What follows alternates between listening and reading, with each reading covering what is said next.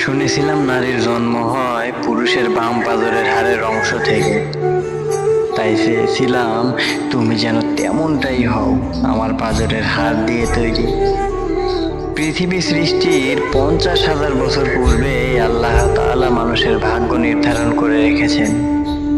আমি চেয়েছিলাম তুমি যেন থাকো আমার সেই পূর্ব নির্ধারিত ভাগ্যে। মানুষ অতীতের সব জানে, বর্তমান আর বাস্তবতাও বোঝে, কিন্তু মানুষ কখনোই ভবিষ্যৎ জানে না। ভবিষ্যৎ মানুষের অজানা। আমি তোমাকে চেয়েছিলাম আমার সেই অজানা ভবিষ্যতে। আপন মানুষ নাকি থাকে হাতের রেখায়। আমি যত্ন করে চেয়েছিলাম আমার হাতের কোনো একটা রেখায় যেন তুমি থাকো, কিন্তু যত্ন করেও ধরে রাখতে পারলাম না।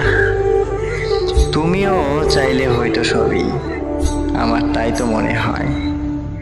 আমাদের ছোট্ট একটা সংসার হতো, পুরনো সম্পর্কে প্রতিদিন নতুন করে প্রেম জাগতো। সংসারে অভাব থাকলেও অন্তত আমাদের একটা থাকার মতো ঘর হতো। জানালায় উঁকি মেরে চাঁদ দেখা হতো, ভোরের হাওয়া শিশিরের ভেজা ঘাসের উপরে একসাথে হাঁটা হতো।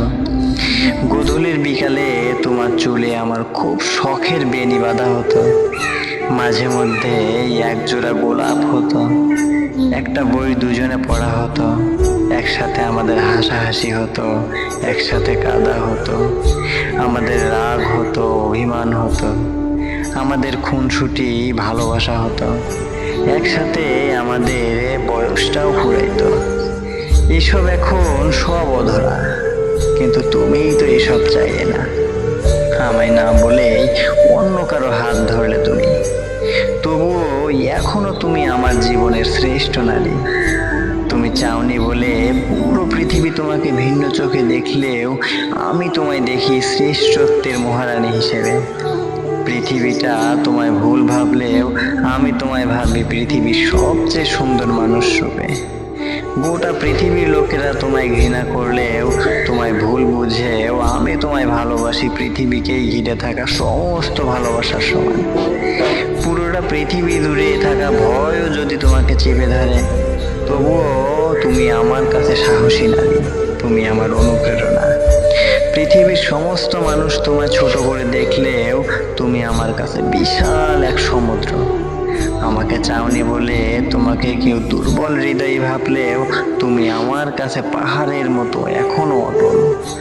তুমি ফুল ছিলে না আমার, কিন্তু তুমি ছিলে বিশ্বের সবচেয়ে সুরভি কেউ আমার কাছে। তুমি চাঁদ ছিলে না আমার, তবুও তোমার বিস্মিত একটা হাসির দৃশ্য ছিল পৃথিবীর সবচেয়ে সুন্দর জ্যোৎস্নাময় রূপালী সুখ, যেটা আমি এখনো রোজ খুঁজি। তবুও আমি তোমায় ভালোবেসেছি কোনো কারণ ছাড়াই, কারণ তুমি নিজেই এক টুকরো ভালোবাসা। কিন্তু তোমাকে পাওয়া খুব সাধারণ কথা নয়, কারণ তুমি যে আমার ভাগ্যের রেখাতেই নাই। তোমার মাথায় বড্ড স্নেহে রাখা তোমার বোনদের হাতের কাছে বরাবরই তুচ্ছ আমার অসীম ভালোবাসা। দারুণ অসহায় ভঙ্গি নিয়ে তোমার হাত চেপে ধরা তোমার মায়ের চেয়ে সস্তা আমার ভালোবাসা। আমরা তো তোর ভালোই চাই, এই কথাটার কাছে সবচেয়ে খারাপ হচ্ছে আমার ভালোবাসা। এবার আমাদের সম্মানের দিকে তাকা, এই কথার মর্মের চেয়ে হালকা আমার ভালোবাসা। এসব বলতে গিয়ে তোমার বোনদের কণ্ঠস্বর ভারী হয়ে আসা, তোমার মায়ের চোখ ভিজে ওঠার অনুভূতির কাছে একদম সামান্য অনুভূতি হচ্ছে আমার ভালোবাসা। বোনের কথাটা আর প্রতিবেশী লোকের বাহবার চেয়ে অসুন্দর আমার ভালোবাসা। তারপর তোমার নেওয়া কঠিন সিদ্ধান্তের চেয়ে দুর্বল আমার ভালোবাসা।